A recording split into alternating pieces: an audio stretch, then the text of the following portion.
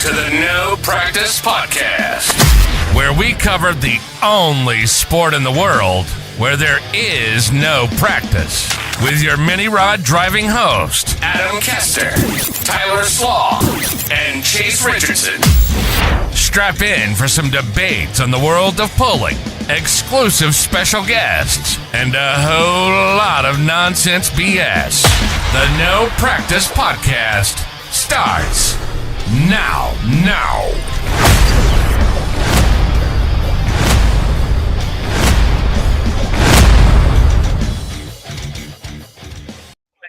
Ladies and gentlemen, welcome in to episode number 68, where pulling fans, Northsiders, and even Southsiders as a whole are gathered at Bowling Green, Ohio, which is where Mr. Chase Richardson and Mr. Adam Kester are this evening. Gentlemen, how are we doing?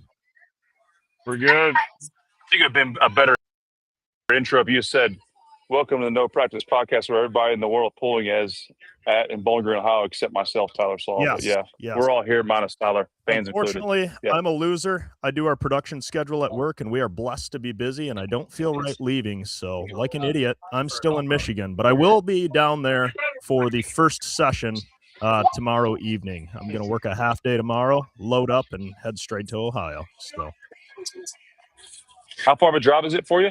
I think it's about 4.5 hours, something like that. So, I see, as is tradition, much like last show, Adam Kester is behind the wheel, but instead of a 100-foot-long semi truck, Adam, what are you in this evening, and where are you?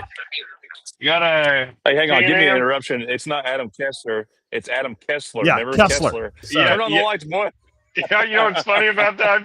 I've been called Kessler by about everybody that's drove by or walked by or. No, I'm actually Where's that Kessler guy? Turn the lights on.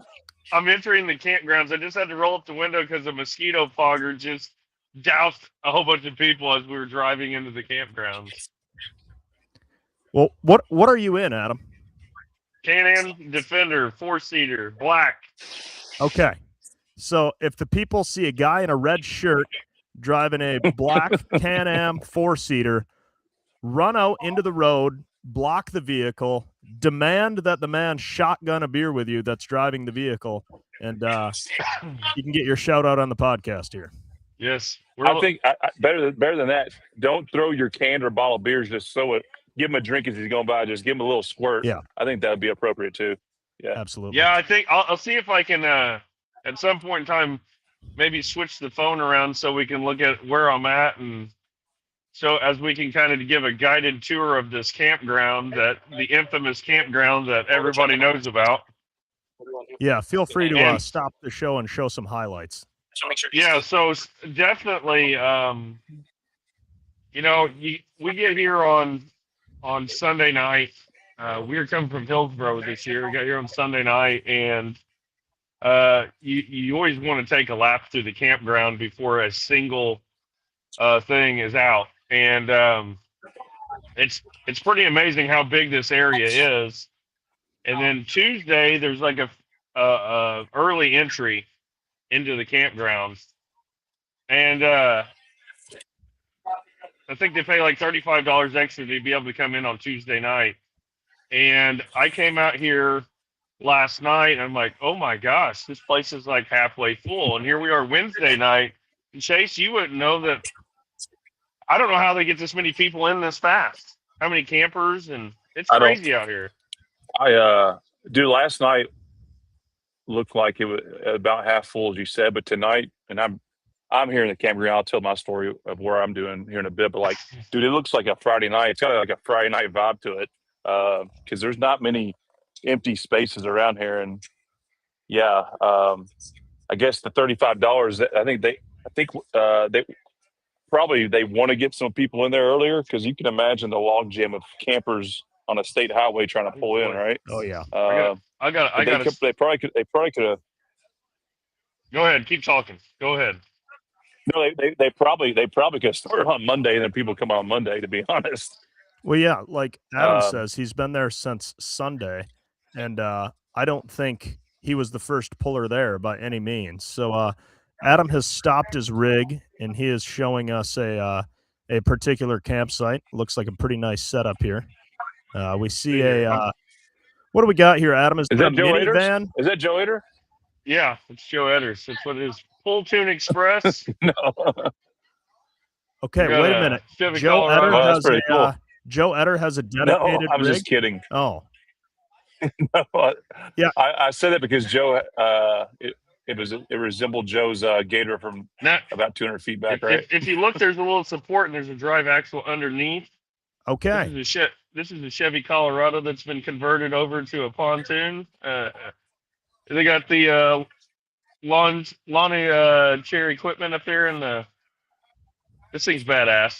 Let's go ahead and just mount that as best. Yeah. Great transmission tunnel there. Looks like a road sign that was given to him by the Look at that state. industrial fan. That is a big Those dudes just getting blazed. Hey, and safety first. Safety Adam- first. We got a life preserver. Adam, get out and go talk to that guy. Ask Yeah. him. Oh, sorry. Ask him the origin of that rig. All right, let's see if I can do this and not get my vehicle run over here. This is Yeah. This is a new twist right here. I like this official. Yeah, This this is the official unit I'm riding around in. Okay, so there's Adam's Yeah, I like rig. the If other you one see better. that rig, feel free to stop it. But we're gonna get an impromptu campground interview here of this beautiful pickup truck pontoon. All right, we're on the No Practice podcast here. Are you the owner of this unit? The guy in the red is. Got the All right. Fan mess. Chewy's Yeah, bar. as you can see, they got a nice bar there. How's it going? Adam Kester. I'm a puller. Want to talk to you a little bit about your unit over here. What was how many vehicles do you have to destroy to put that thing together? Oh, Yeah. Adam, you've got your AirPods in. We can't hear them. Thank you. All right, hold on. I love that shirt. I'd love to get that. That shirt Yeah. looks like it's a Hall of Fame piece. You This go over gentleman- and talk about it. Adam, you got to take your AirPods out. You got them out? Special a reminder to all our fans out there that we always plan and practice everything we're doing. Yeah. All right, Adam, we can't hear him, so you got to Can you hear me now? Yeah. Can we hear him? All right, list your name. He's on speaker. Tom Dennis. Are you Chewy?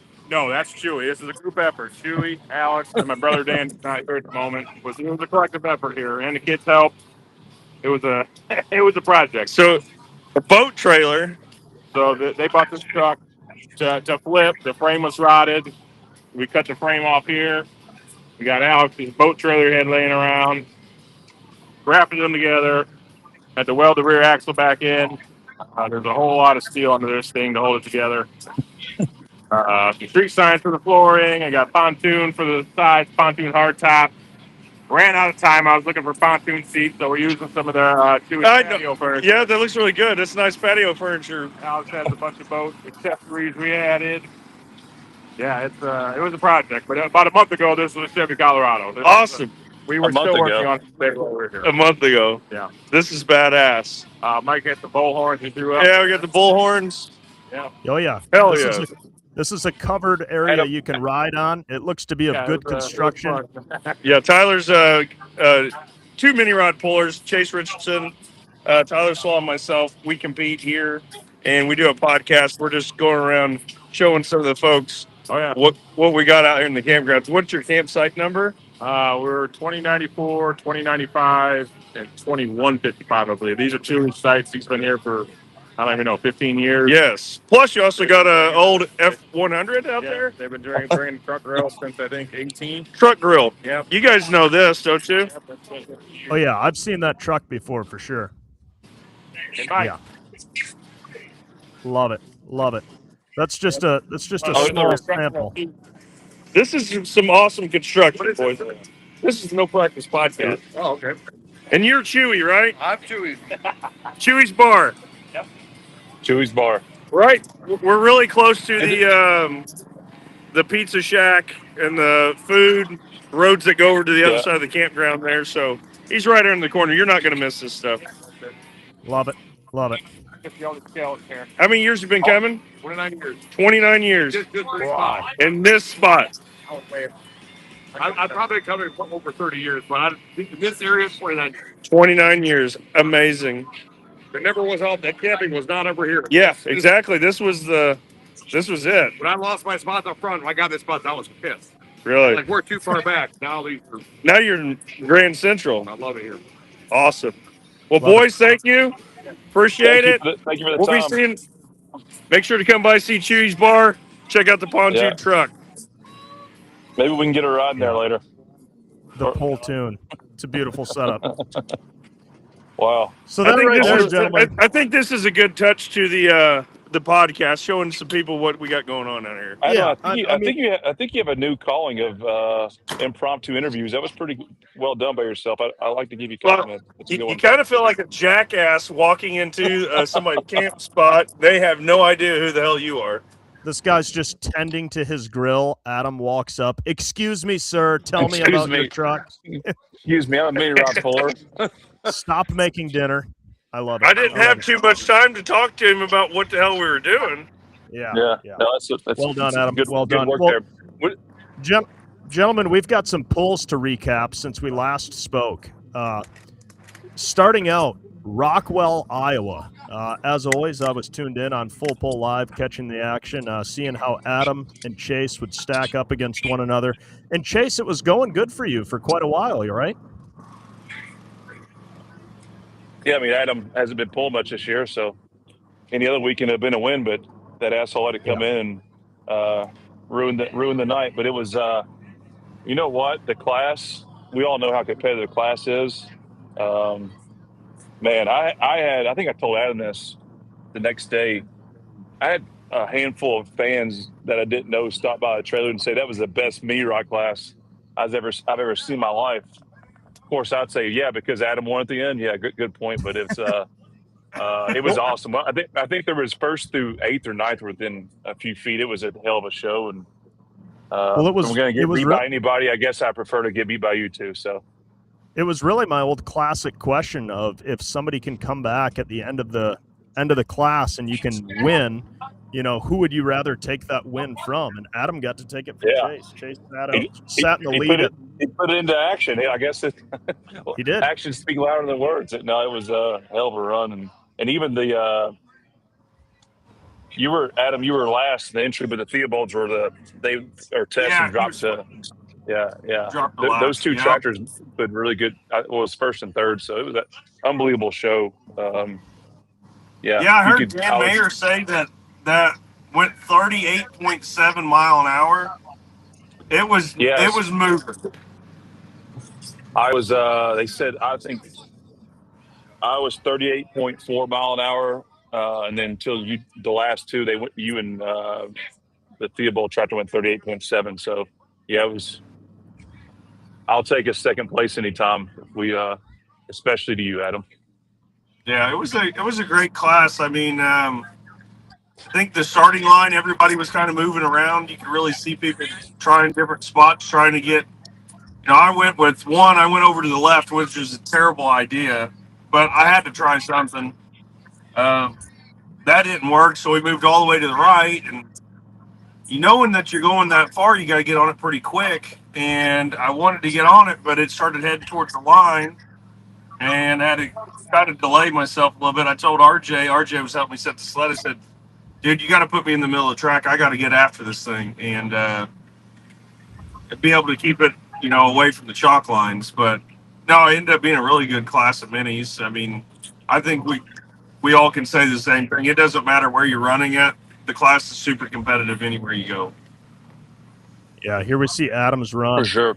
Adam's wide open, like instantaneously. Adam, is that the hardest you've ever driven a mini rod leaving the line? Yeah, I mean, maybe when I was younger, I was dumb enough to try that once, but in the last couple of years, I'm getting older. I'm getting more scared of the thing. I don't like doing that. But it paid off for you there.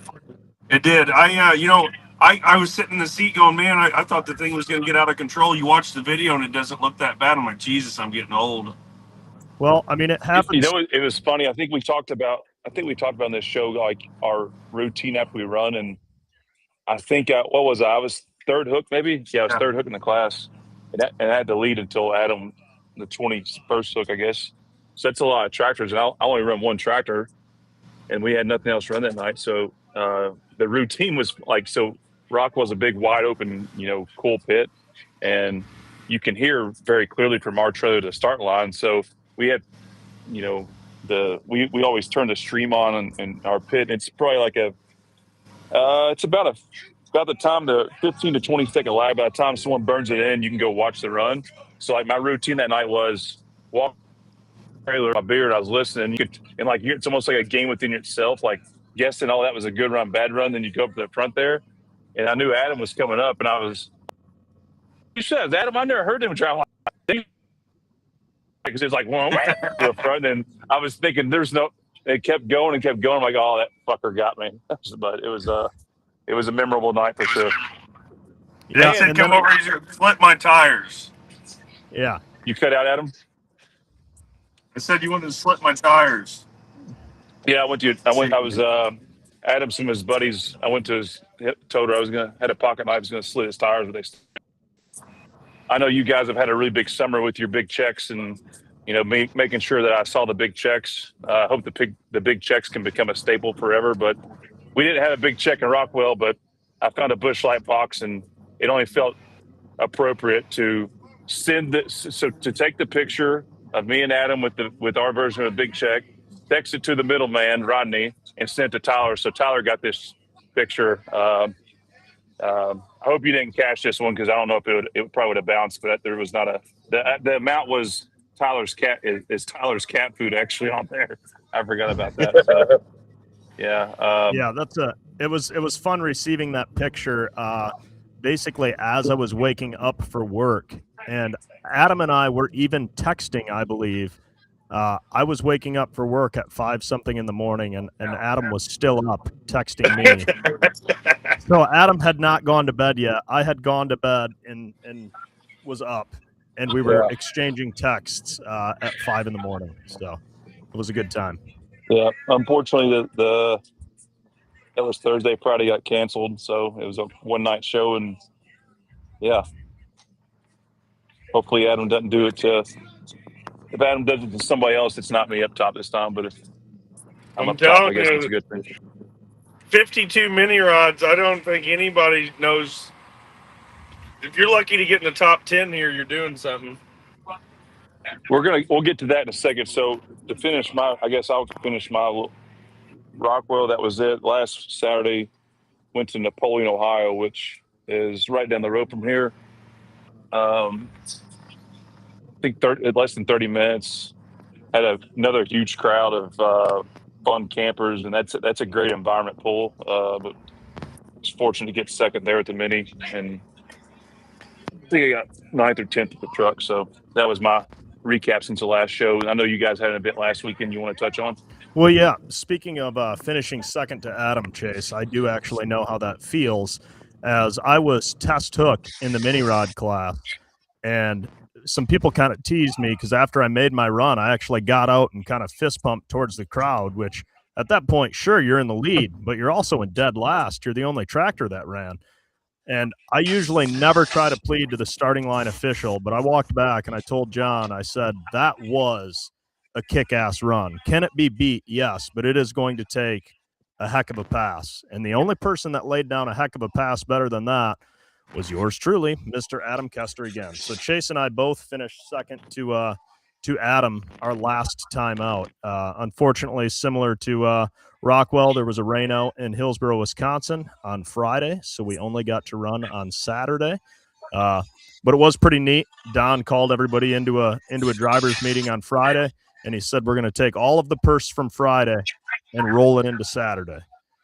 So, yeah, it was pretty neat there at Hillsboro. Adam got the win. Nice gesture. Yeah.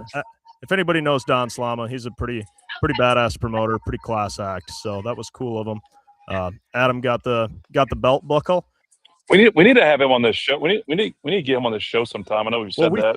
We get out of the season. He's definitely a we've must-have. had him on before. I think it was last year before his event there, the Hillsboro Charity Tractor Pull. It's kind of neat. All of the money that's raised from the pull towards local charity and people in need and stuff. They're a registered 501(c)(3), so I mean you can donate to the organization. All the money goes to a good cause.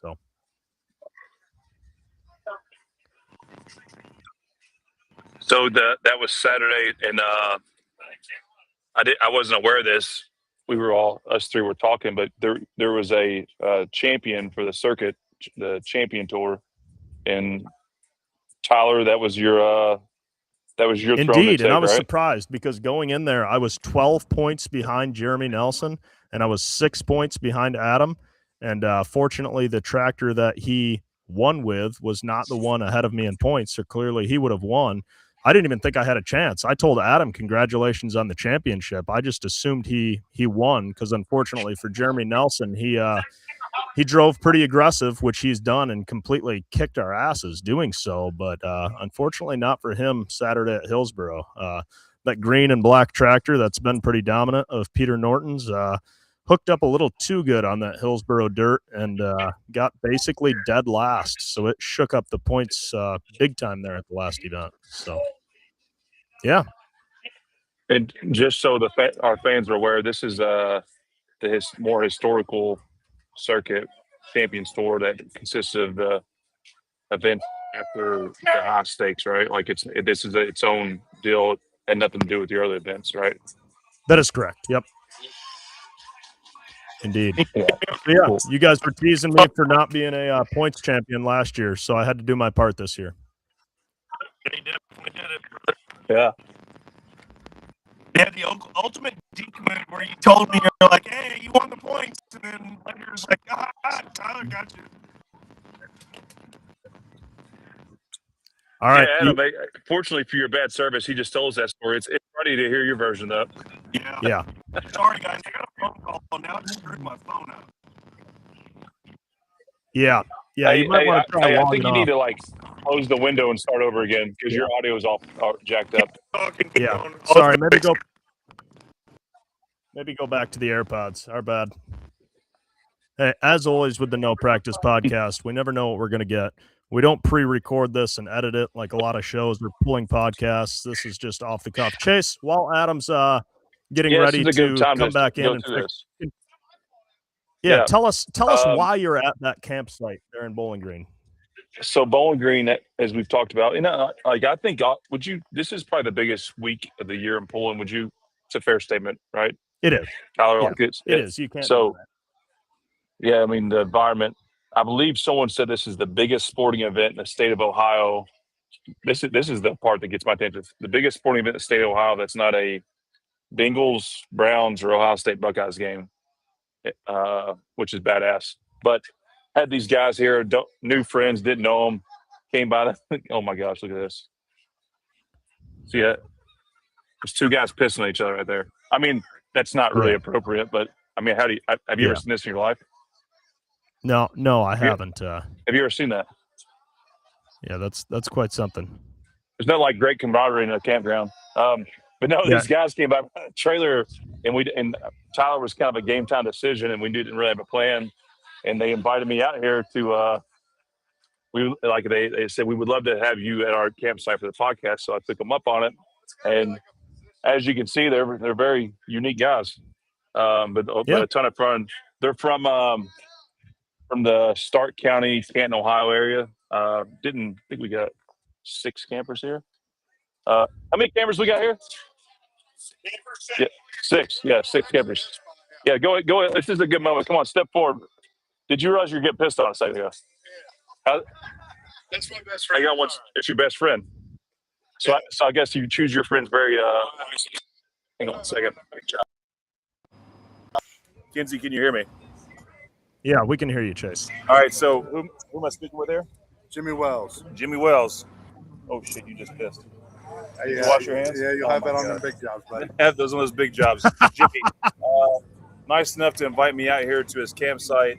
You guys are from the Stark County, Canton, Ohio area, right? Yes, sir. How many years have you been coming? Just short of 20. Just short of 20. Is this like a generational thing or just a bunch of buddies that got together? Both. So are you how many beers will be drank in this campsite Like, honestly, has anyone ever done the tally? So Nick and I, Who's Nick? Nick, Step up. Yeah. last year, Don't shake his hand. No, I'm not. I Okay, saw sorry. what happened. last year, from breakfast till like 3 or 4 in the morning, I keep my tabs. So I had 60-ish beers. 60-ish. 60-ish. 6-ish. Yeah. I 45 to 50-ish, like A day. Yeah, a day. But I'm Yeah, almost twice the size. But first and foremost, you guys are tractor pulling fans. Oh, Of absolutely. course. First and foremost, I know sometimes That's the whole we get a reason we're rap here. for saying we promote partying too much, but I think it's part of the community. You're a pulling fan. Correct. You also have to Absolutely. partake. So you guys got here last night, Tuesday, Yes. and you're all involved, like back home with your local pools. Yes. Is that your all's friendship? Or? Yes. Cool. Yeah, I mean, it's just a normal friendship, but we're also Stark County hookers. Just Stark County Hookers. Yeah, Whoa, Stark whoa, County whoa. Hookers. Yeah. Well, we hook for the Stark County Fair. Backstage. Danny will vouch for that. Yeah. So for you fans watching right now, they're not. Well, I don't know. Maybe they have some other type of hooking they do, but they call themselves the Stark County Hookers because they hook and unhook the sleds Yes. at the Canton, Ohio pool for the Schmucker family. So, there's a little history on that. Cool. We were. Thank you all. We're at campsite 1313. Anybody? If you're here with grounds, you're welcome to join us. We have some T-shirts, some beer we'll give away, but we'll recap. We catch up with you all on some other activities, but wanted to shout you all and thanks for the invite here. Adam is driving around. Adam, are you still with us? Yes. Yes, he's driving around. We might have a guest. He might roll up here. Oh, 1313. attaboy. Yeah. It's kind of like Hey, Adam. Yeah. rolled. I rolled up on your spot last night. Where's the hat at, brother? I gave your wife some business cards. Okay. So, like we talked about last night, just saying, throwing it out there. Where's that hat I at? thought he said I could do Where's the some hat? business. And he said cards. The hat? Yeah, where's the hat at, James? I didn't want to get it all sweaty today. Okay. It's in the camper. It's on tomorrow's list to wear. I got you. Cool. All right, we're gonna catch up with you guys some more. I think this guy has an artifact about himself that we're gonna reveal to the world that no other man has, but we'll get to that later. Oh, All right, thanks, guys. So yeah, that's where I am. Sorry for the long-winded. You need to give better. But, You need to give better instructions on how to get to that campsite. hey, how do you get here for somebody driving around? Like, what's your like your swan song for where you're located? Like The main entrance out of the grandstand, and you come back to row F, and we're right on that. main grandstand, row F, right on there. All right. Chase, I'm sure that expectation gets very, very, very good here as we get later in the night. Chase, ask them their favorite class and favorite puller. Oh, this is a good one. Hey. Hang on one second. I got my AirPods back and forth. Yeah. Are you there? Yeah. All right. So, who is your all's favorite pullers? You're from the Schmuckers' hometown, but I heard you're all not all fans of. No, one at a time. Who's your favorite? Any class, any whatever. Pro Stocks, Kevin and Danny. Any class, whatever. We're going to go with Carlin's here. Well, Kyle Carlin. Light super stock, the bad blood. Yeah, you're an orange guy. Yeah, orange. Yeah. Orange. Stramick. All right, we got Stramick. We got a Stramick fan. You in the back there. I'd have to go with Smuckers, Pro Stock. Schmuckers. I love Smuckers, but Coke. I like Warpath. Warpath. With a little diversity. Okay. What about you guys over there? I'm going to repeat for them. Schmuckers. No one cares what they want. Warpath. Warpath's got some fans up in the Ohio. Who? Oh, Ken Vinny? Oh, you like mini rods? You like the cool shit? Yeah, these guys like smoke. All right. Yeah. Love it. It's fun just being like when you're around fans, like this shit's real, and obviously Bowling Green's all about it. So there's your answers. Love it. Love it. Well, gentlemen, it's fine time to discuss the bet that we have going on with the three of us going to be competing, and I feel like we're coming into it on pretty good terms because Chase and I bringing in a couple of seconds, doing well. Adam himself is running strong, and I sent you guys a video earlier today in kind of our group chat.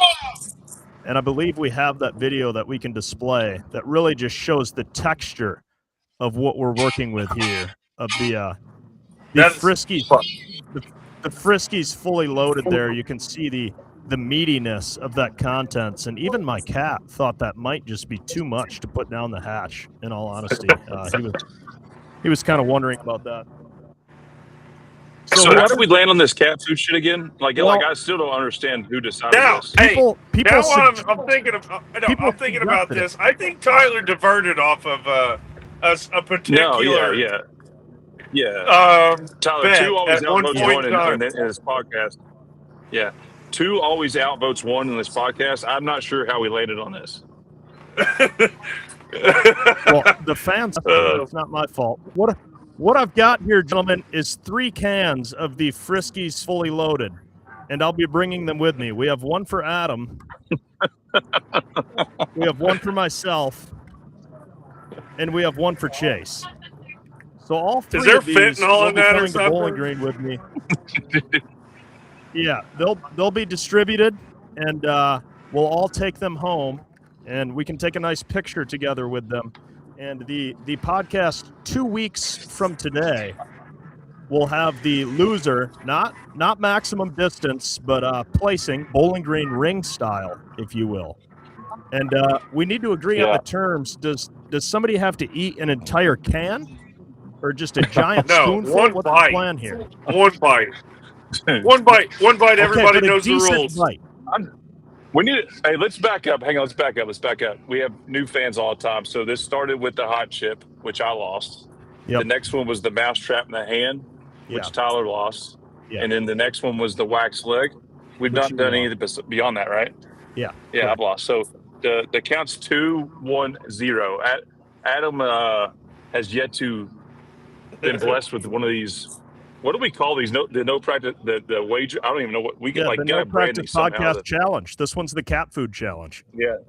The No Practice Podcast Challenge is the cat food challenge. All right. So another No Practice Podcast Challenge returns.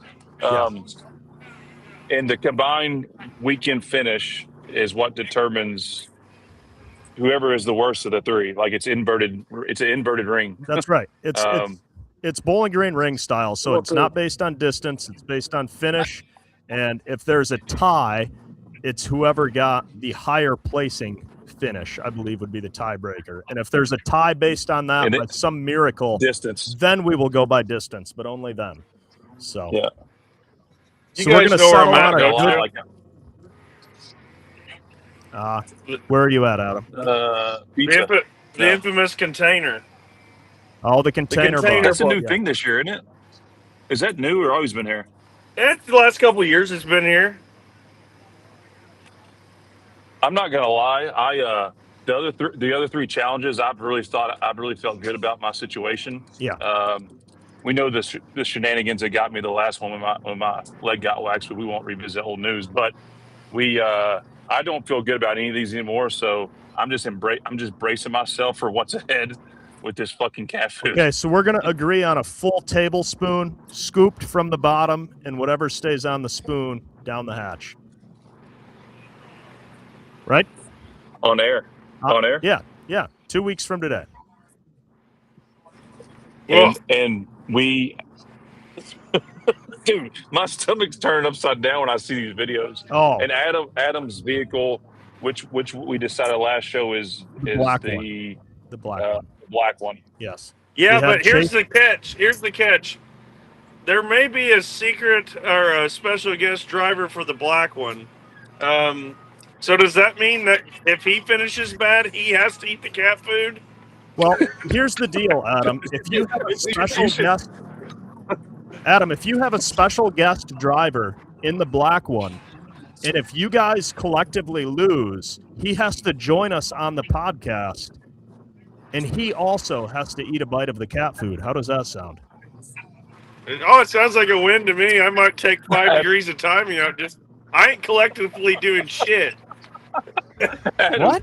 Adam, dude, you're gonna stick the guy in your tractor. Hey man, they're like, what? There's gonna be a conversation at some point. What do you need from me? No, it's good. It's an honor having you in here. And then whenever he doesn't finish, all right, hey, I need you to eat this cat food. on live internet in 2 weeks. Sounds perfect. Exactly. Man. Sounds great Adam, to me. Yeah. Adam, can you say who the special driver might be? Uh-oh. My phone's cutting out. What's that? Can you say who the special driver might be?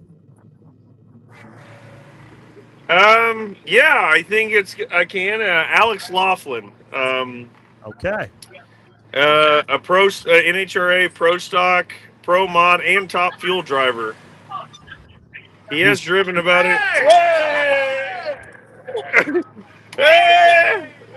Oh my gosh, Donald! All right. Who let this guy here? We got some fuck fans is that? already yelling Sorry. at Adam.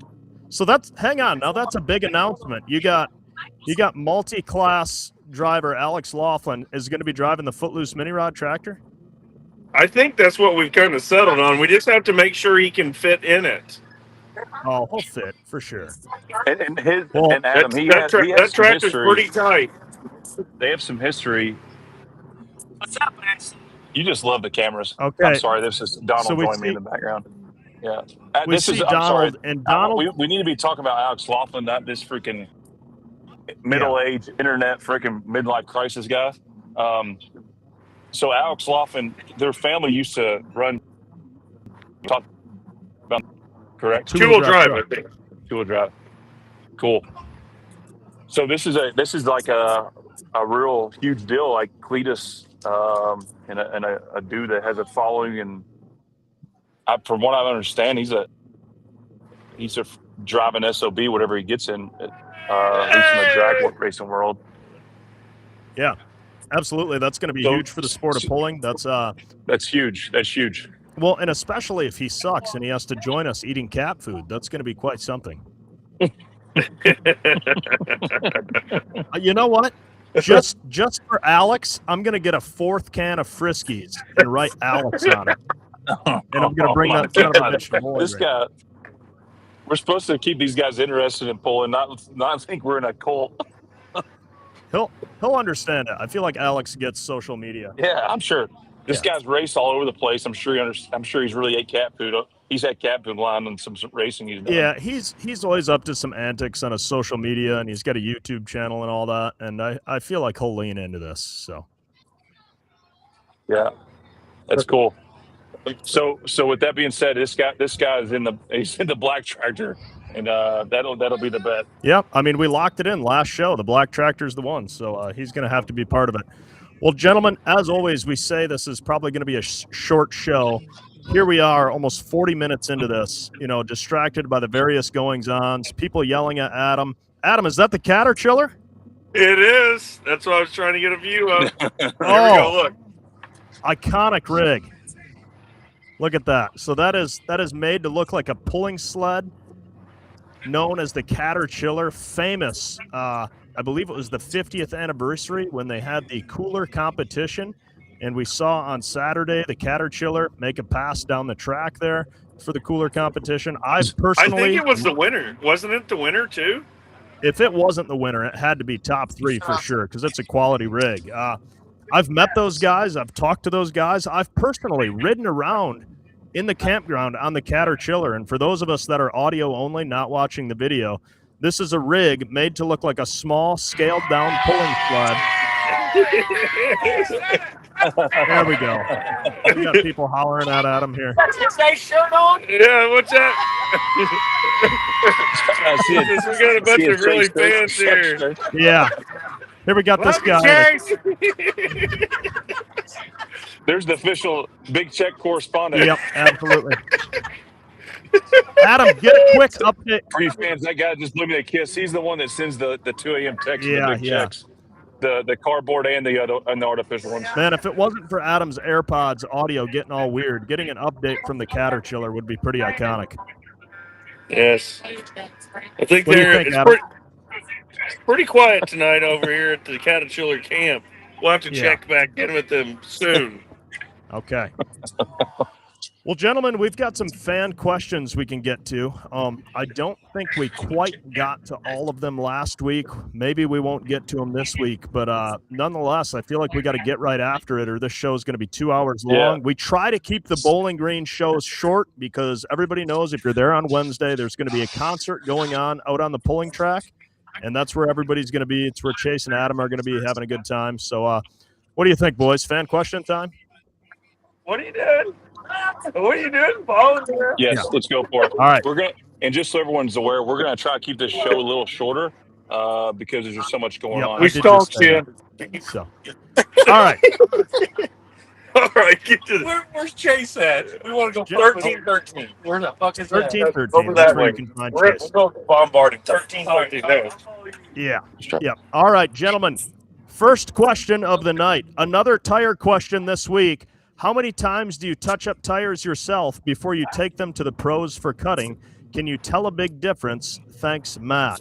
I don't know about you guys, but once I get a set of tires from, say, CM Pulling Tires, like it says on my T-shirt, I am the only guy that cuts them until they are junk. Chase, how about you? Well, it's funny, Adam. I got my story from Rockwell. Do you remember that? Dude, I told you, we gosh, we need notes. This is a great question. Oh my god! So to answer the you question, can't interrupt and not tell the story. Tell us the damn story. But it didn't hit me till just now. This is a great lead off. With a story that happened to me. I should send them back every time I run, but to answer the question, depending on the shape the tire's in, maybe one run, maybe 3 or 4 runs. But in Rockwell,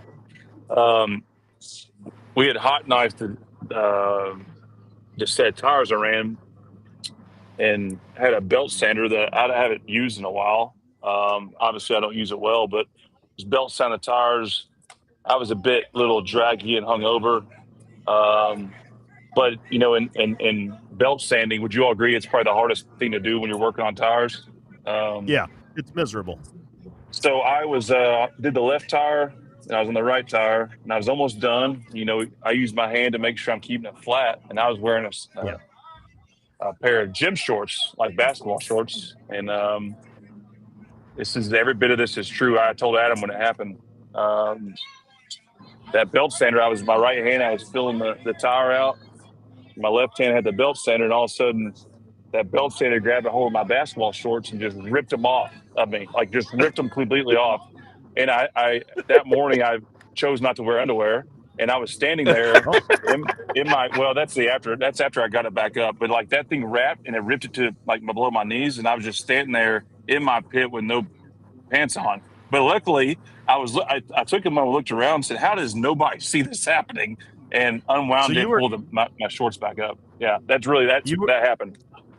You were standing there for a brief moment, pecker in the breeze, sanding tires. Not my choice, but sometimes you play the cards you're dealt. I love it. So that's a pretty fantastic story. So Chase, you basically run them 1 to 2 times before they go back to Chad. No, I'll run them. I think a set of tires, he'll normally touch them 1 more time or 2 times probably. I don't know. It just depends. One bad track, but I would say take it back to them every 10 runs, probably 10 to 12. Okay. Adam, how about yourself? Usually I'm like you, Tyler. Once they're in my possession, I'm the only one that works on them. Now this year, since I had so many tires, I did tear them up, and we were pretty close in between pulls, and I did send 3 sets up to get repaired by Chad. But usually I try to, once they're in my possession, I try to take care of them myself. Makes sense. Great comment here by Ryan Rusnick, by the way. He says, pants or no pants, tires gotta get sharpened. Can you guys imagine if Chase didn't even realize that and he just continued to sand the tires and somebody drove by and said, man, Donald might not wear a shirt at times, but Chase is standing there Winnie the Pooh style, wearing only a shirt, sharpening tires. Yeah, nobody ever mentions the fact that Winnie the Pooh is a childhood character that never has pants on. Yeah, that's a little strange, right? But right. All right, moving on. Question number 2. Thanks for that question, Matt. That was a good one. In your opinion, should facilities that are having a Grand National event be required to have tarps for the track in case of rain? Thanks, Rob C. Adam, take it away. I think that would be a wonderful idea. I mean, as we saw at Rockwell, they could have tarped the track, but unfortunately, the rest of the grounds are part of the issue too. You know, so Well, I yeah, think Adam, you kind of got in some hot water for a Facebook post there, didn't you? I think I live in hot water here recently. Yeah. I understand, you know, the facilities not wanting to destroy them and everything. You know, you look at the track and it looks like it could be manicured up to have a pulling surface on it, but majority of the time, it's not so much the track that's the issue; it's everything else. So I think a tarp would be helpful. I think more than anything is, you know, trying to maintain the facility so they can do whatever they can to have the pool. That means the hot pit area. I mean, we all saw for years at Toma how bad the hot pit area was, and then they put millings down. Most of them have road to the scales and stuff like that. You know, another thing is the spectator parking, right? So it's all every facility is different. I think a tarp would be helpful most of the time, but it's probably only going to take care of part of the problem. For sure. That's a very valid point. Chase, what do you think? I think it's necessary, but I think more than necessary. And all these events are always working hard to do things better, make things better. But, you know, I think a lot of the stuff around the track, if it's built to withstand the rain, I think that I would prioritize that more than a tarp, because we've all seen it. There's a lot of good track builders out there that can make, you know, chicken salad or chicken shit sometimes if they're on site. Oh. But I think it's more important to have everything else prepared to withstand the rain. And if you can do that, then I think you can get good enough people to build a track. But hell, why not both, right? So that's my opinion. Or even having the right equipment on the track to blade it off. Sometimes there's not the equipment there to do what needs to be done with a certain amount of rain. Yeah, I was going to say that a tarp is probably 10% of the process. You know, having the proper stuff to make do when you peel the tarp off, because we've all seen it too, where events will cover the track with a tarp. The tarp gets a hole on it. Now all of a sudden you've got one wet spot in the track that we've got to dig out. We've got to get other dirt brought in. So a tarp is definitely not just a be all end all fix everything, but it's definitely would help. I think it'd be a fine idea for all Grand National events to have a tarp for sure. Chase, who's your guest here? Yeah. It's a well-dressed man, I guess. Yeah. Adam's neck of the woods. Adam, they like me more than you. They're over here. I must have taken a wrong turn. Adam, despite you have a lot of cool friends. There are a lot of cool, we have a lot of pretty good people. Yeah. Love it. Here we see Rodney and Donald. We see Donald pointing out the Chase Sucks T-shirt. Thank goodness that for you headphones. can get at the you can get at the Full Pull merch trailer there, just in case you want to show your support for saying thank Chase goodness for Sucks. headphones. So. Pretty graphic words there, but we'll work to it. Yeah. How We try to. How many of your people are here from your area? Adam. Adam. Oh, I'm not sure. I haven't even seen him yet. I just passed him on the side by sides. But they came to the trailer. I went to their campsite. I was going to their campsite. That's where we were going to try to have the podcast from, and they didn't show up in enough time. We didn't do a good enough job planning. But I went out there to see those guys, and they were at my trailer while I was at their campsite. I passed them on the road in Chase, so I guess they found you. I'm still looking. Of course. I'm not very good with numbers. All right. Yeah. All right. Well, that was a good question about the tarp. Let's roll into question number 3 here. In honor of Pulltown weekend, what is the most memorable pass that each of you has witnessed in BG? This could be one of your own pulls or a fellow competitor's. Good luck to all this weekend, Tim H. Honestly, my most memorable pass, not for me, but to witness, has got to be Steve Boyd's dominant pass when he came out with the 4 screw blowers and he was actually able to put that power down. And I forget the margin of victory that he ended up winning by, but Steve Boyd, God bless him, when he put it to the boys in the unlimited class with 4 motors with screws, that was a good one to witness. Yeah, I would say for me personally, I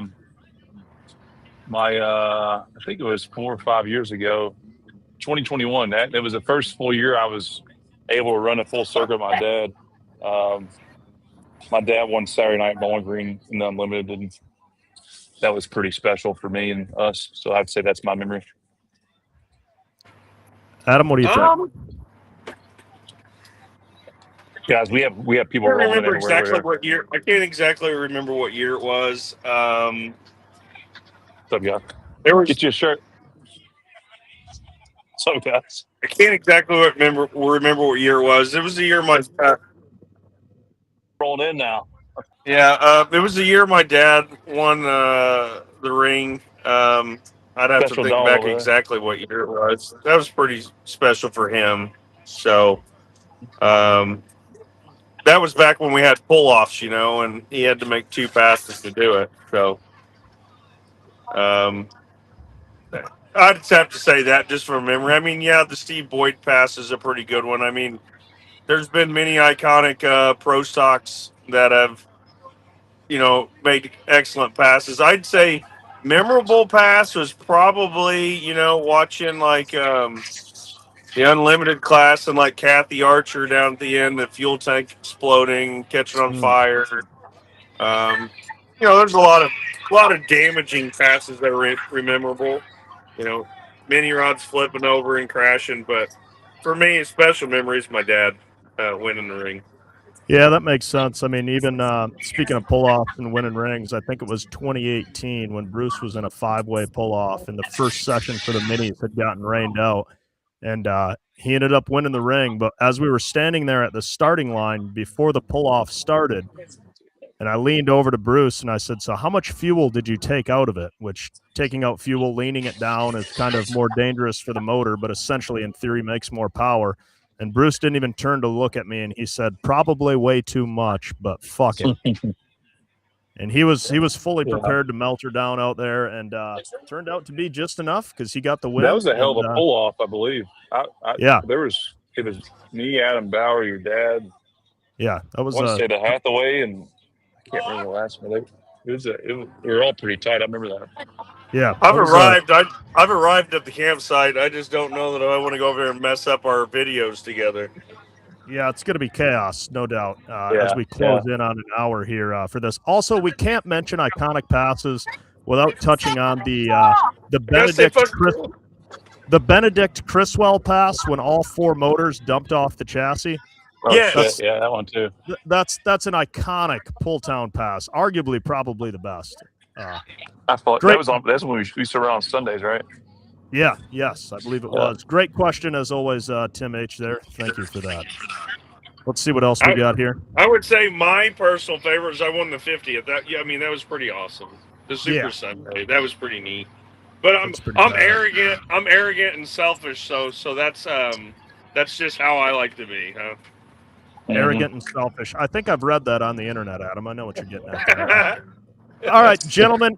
Why does Chase have to act so tough?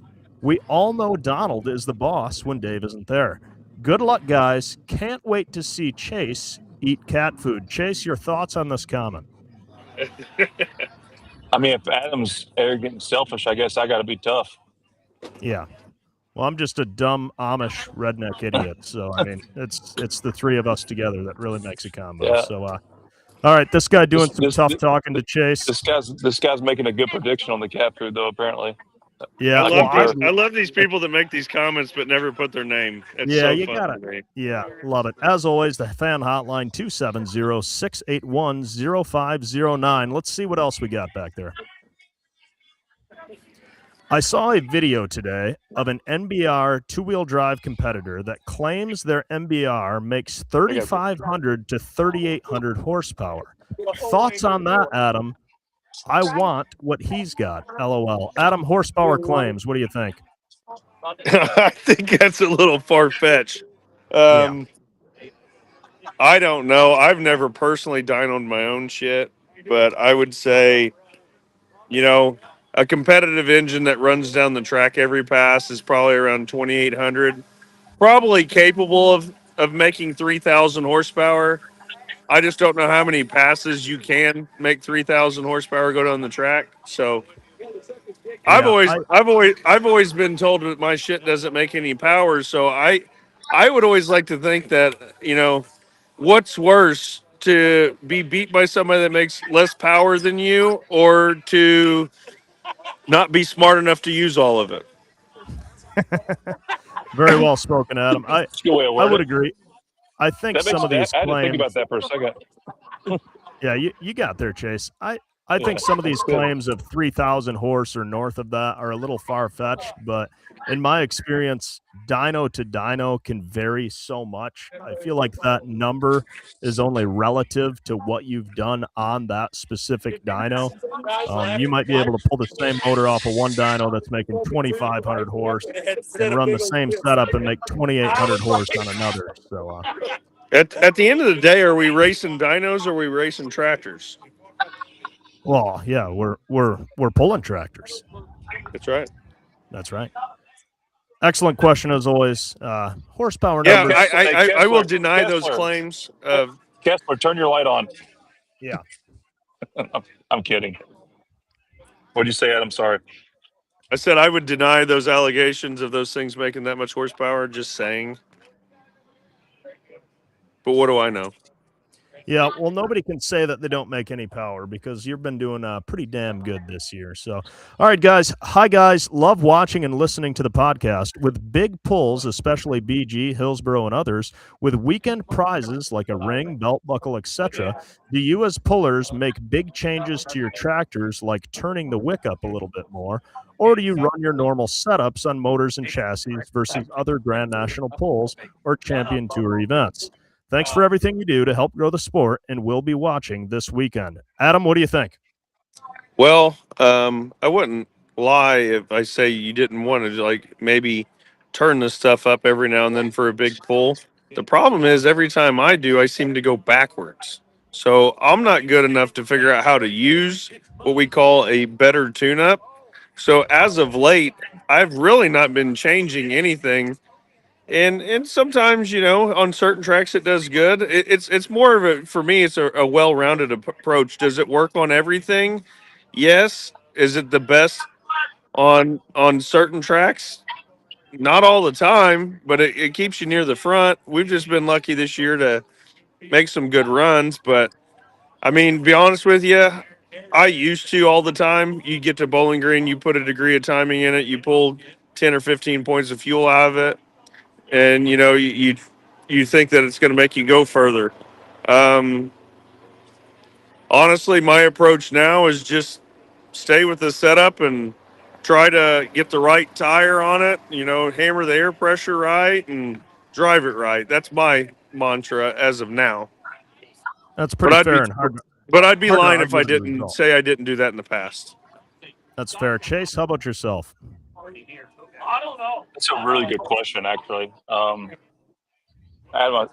answered, I think, pretty well, like a well-rounded approach. I think, with a two-wheel drive, we have 4 options of gears with a transmission that we move and change, select depending on what the scenario is. So in that vehicle, yeah, I think the tune-up's affected by what gear we're trying to do or what we're trying to accomplish for sure. Our other ones, we don't have that. And I wanted, the mini rod, you all remember this, but I took a transmission out and just put a straight reverser in it.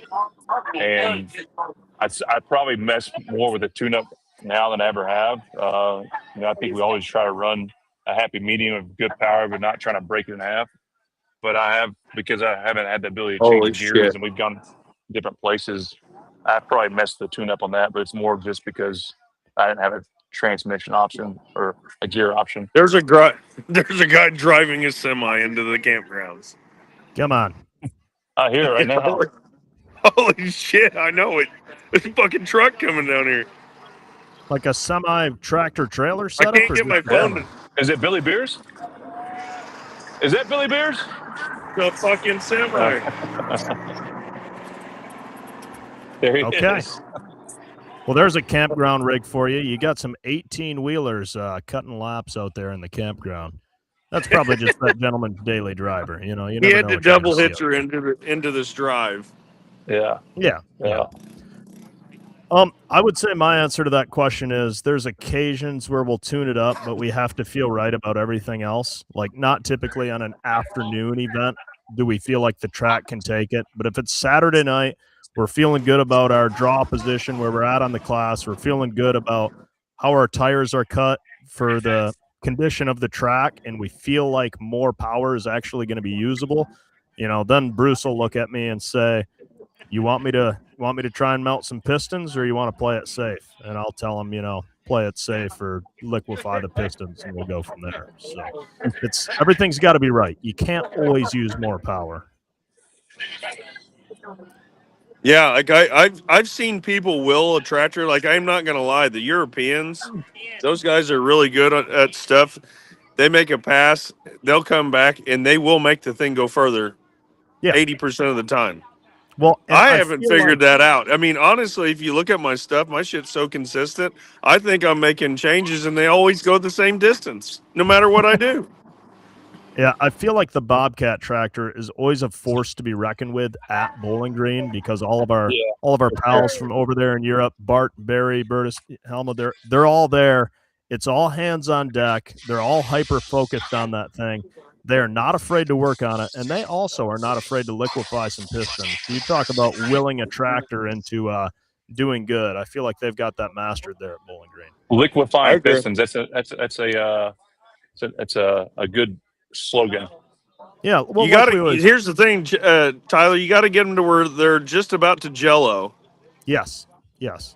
Yeah, ideally, if you pull it apart after an aggressive run, you can actually see the tops of the pistons starting to squish downward, but there's no hole in them. And it doesn't look like somebody took a plasma cutter to your ring end gap where it started torching that piston. That's the smushed piston. Perfect. That's the sweet spot right there. Just a little smoke coming out of the cylinder. That means you've released or you've lost a little tension in the rings. Yeah, that's right. That's right. Little air gap. Yeah. All right. Great question there. Let's see what else we got. Tyler, you are the big dog. Yeah, that's a nod to a silly video that the Slama family did of me poking fun of me, saying that I always want to be called the big dog, which I don't think I've ever requested that in my life. But as always, I tried to be a good sport with their antics there. So, all right, thank you for that. Next, that was kind of funny. I was there for the conception of that, and Tyler's like, I don't want to be known as that. Yeah, and they're like, no, it'll be fun. It'll be fun. Yeah. Let's, it'll be worth it. They're like, you just have to look really sad and walk by us. I'm like, okay, I can do that. I'm like, I don't know what this is going to turn into, but they do a good job with social media and their event. So props to them for that. Yes. Friday night, Fort Recovery. Bargies were at the line with Jerry, and they let the other track go, which I believe caused the jury to have to drop and refuel. Is there any rules about which track goes first to keep this from happening again? I think it's just up to the head tech official, right, Chase, as far as what track gets to go? I don't know. I think it's just one of those things they just play off Phil. It would be hard to, because all these vehicles take different amounts of time. I think the best use of common sense would probably be the answer as far as I know.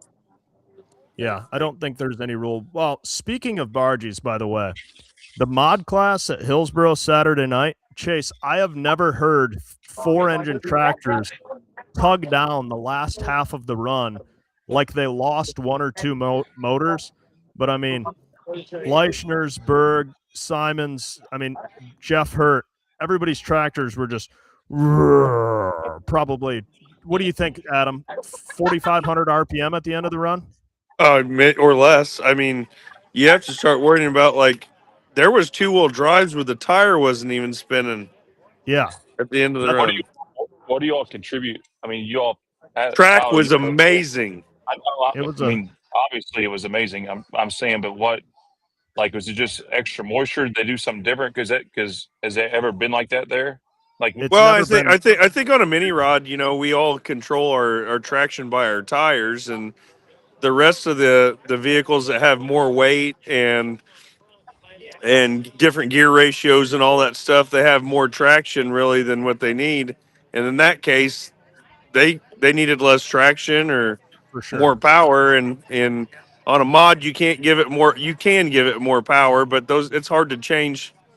And then on the 2-wheel drive, you got to take tire away from it, but they always run the same tire all the time. So do the I wonder. mods. They run the same tire all the time. We got to do this off season, but get a full sled show. But it almost makes me wonder sometimes, like, the track was better, but it was so much better that the sleds worked so much better, and it just absolutely pulled the Well, choked I think everybody's chicken. I don't know. It just makes you wonder. I think the track was really wet, and the mini rods were the first class, and we groomed it up for the remaining 2 classes.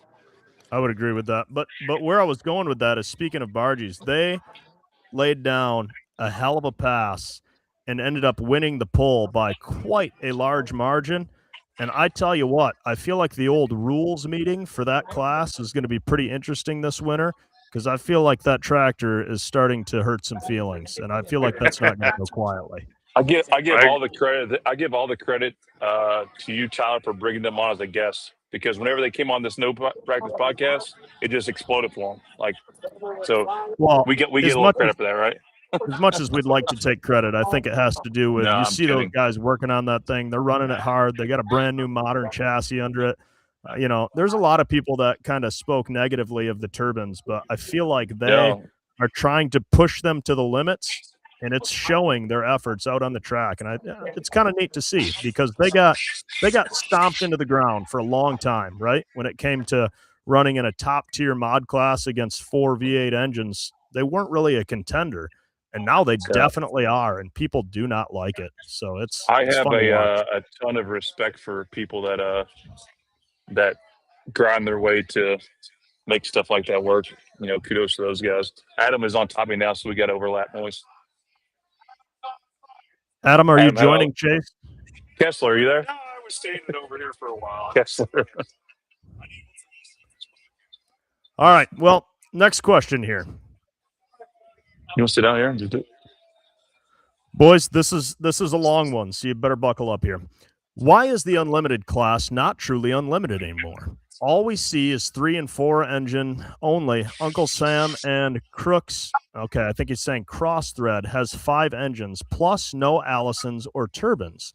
Just wondering. Also, diesel super class, what is the answer to keep guys from breaking the block? Let's face it, how long can guys keep affording blowing things apart?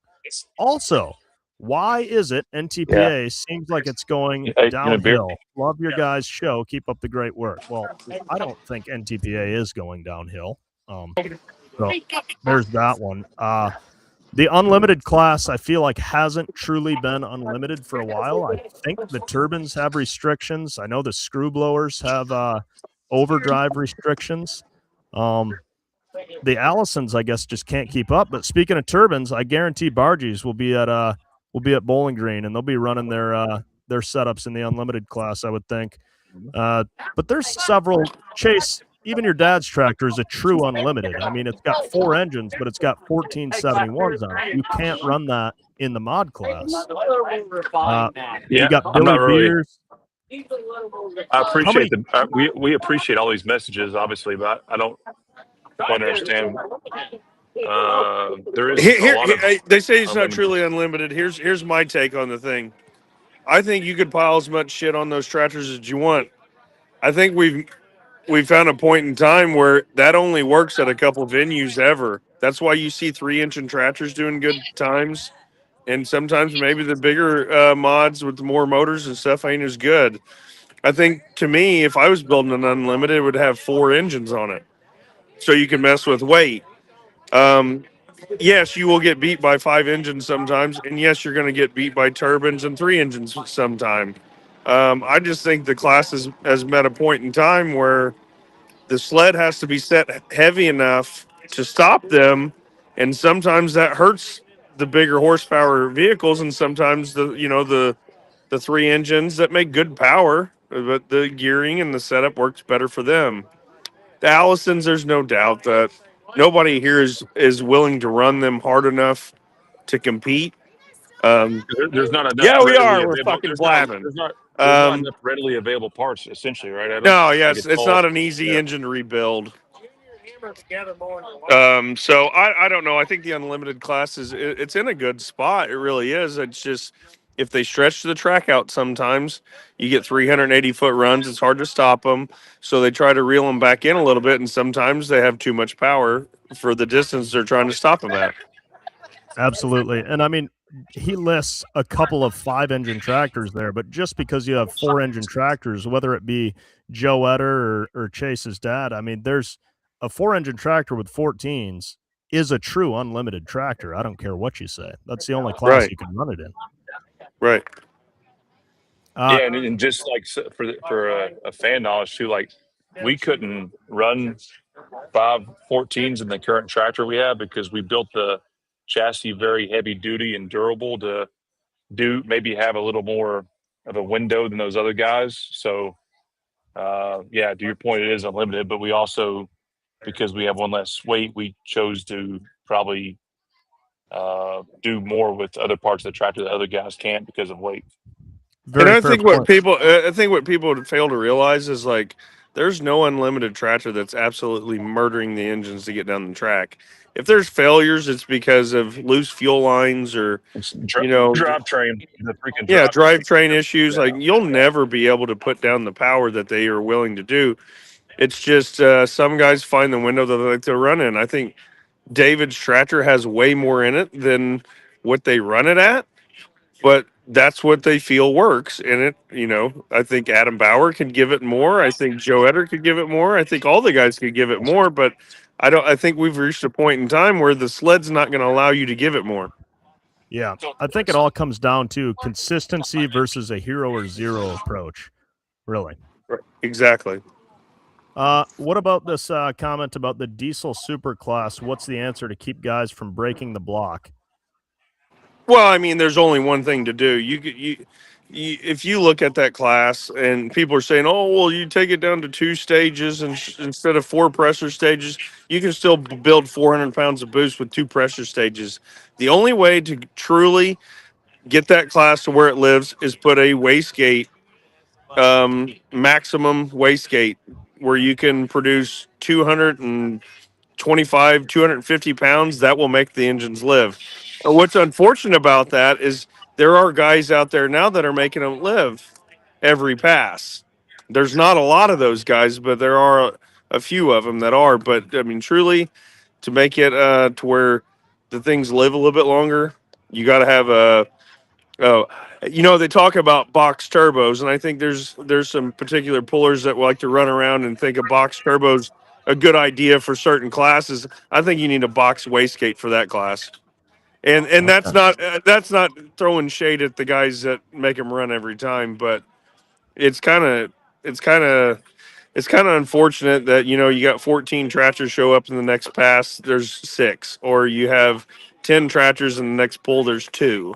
Or I mean, it's terrible to see because the technology of the turbos and the technology of the class. I mean, it's a top fuel class, but guys are just shoveling money at these things to keep them running, and it's very unfortunate that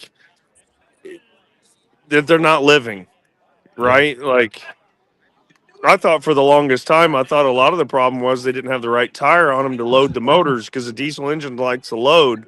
Well, now they're starting to put loads on them, and then so they start putting more power to them. Then they're not living because of that. So I personally think a box wastegate, a restriction. You come off, you hook the tractor up, You put a seal on the wastegate nozzle. You set it at, you got to be fair, right? Like, give them more power. If a pro stock builds 180 pounds of boost, I don't know if these are real numbers, but maybe a super stock only needs to be restricted to about 250 pounds of boost, or 225 or 200. It's still more than a pro stock, but it's enough to keep the shit together. Yeah, that's fair. As an admirer of horsepower and seeing people push things to the absolute limit, I would rather take a smaller class of people that are running the dog shit out of things, just because it's that much more badass to me. But it sounds like Adam's got a pretty good idea there that could maybe make them live. So, great question there. Let's go to the next one. Gentlemen, why do some mini rods have a wheelie bar that is loose, or am I seeing things? Chase, what's your comments on that? I guess define loose, but they're loosely in place. Yeah, I would agree. I think what they're talking about is probably, as you see that shot when the mini rods pull out onto the track, the manner in which the wheelie bars are fastened to the tractor, because they're not a welded in thing, because we break them all the time, so they need to be replaceable. And a lot of them have a little side to side wag to them when you're driving out onto the track. But as far as how they function when the wheelie bars come down, they're built in a manner to be structurally sound front to back, not left to right.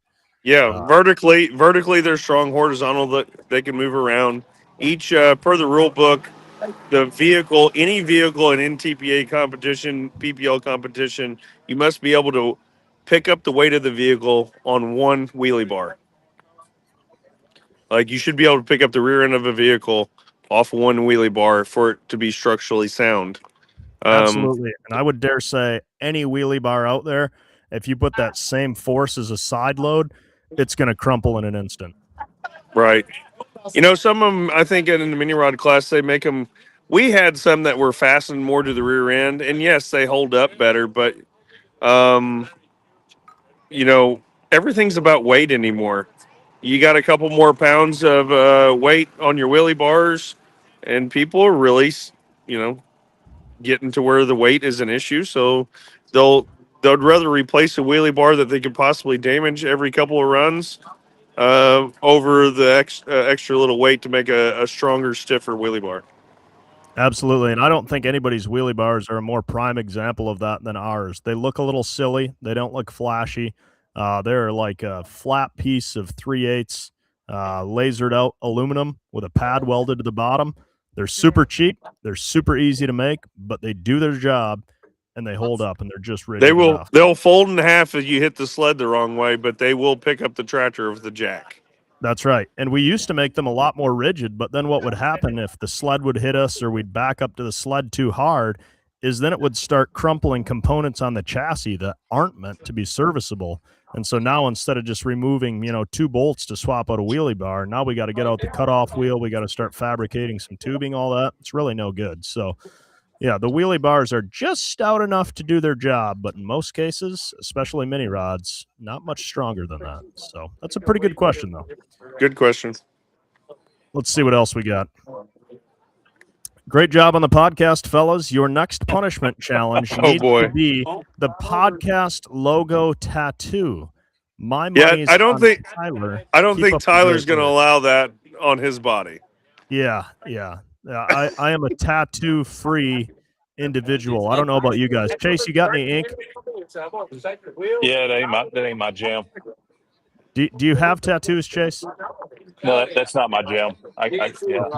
I'm I used to have a birthmark that I thought I wanted to get a tattoo over because I was just kind of insecure about it.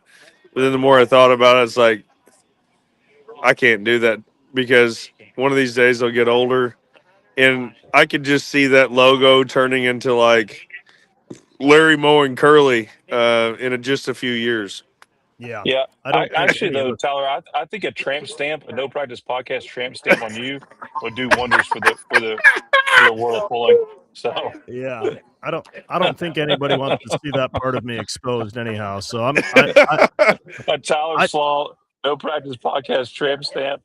yeah, I don't know if I can get behind the tattoo aspect. I'll eat cat food or Would you potentially rather a hot cut your chip. hair? Would you rather cut your No, hair or he get a won't cut tramp his stamp? hair. He won't dye No. his hair. He won't If do you any of had to that pick shit. between But the we'll two, eat fucking cat food. if you had to pick between the two, would you get a no practice podcast tramp stamp or shave your head? No, not it. I would shave my head before the tattoo. Okay. Well, there's a And Adam. even dye your hair. Well, yeah, I would dye my hair before I got a tattoo. Okay. I was just checking because I thought those chemicals may introduce something in your body you may not like Yeah, you deserve you, chemtrails. Tyler. Everything about you, you deserve a tramp stamp. I'm gonna be cheering for this in the future. Well, Chase, I don't want to excite you, you know.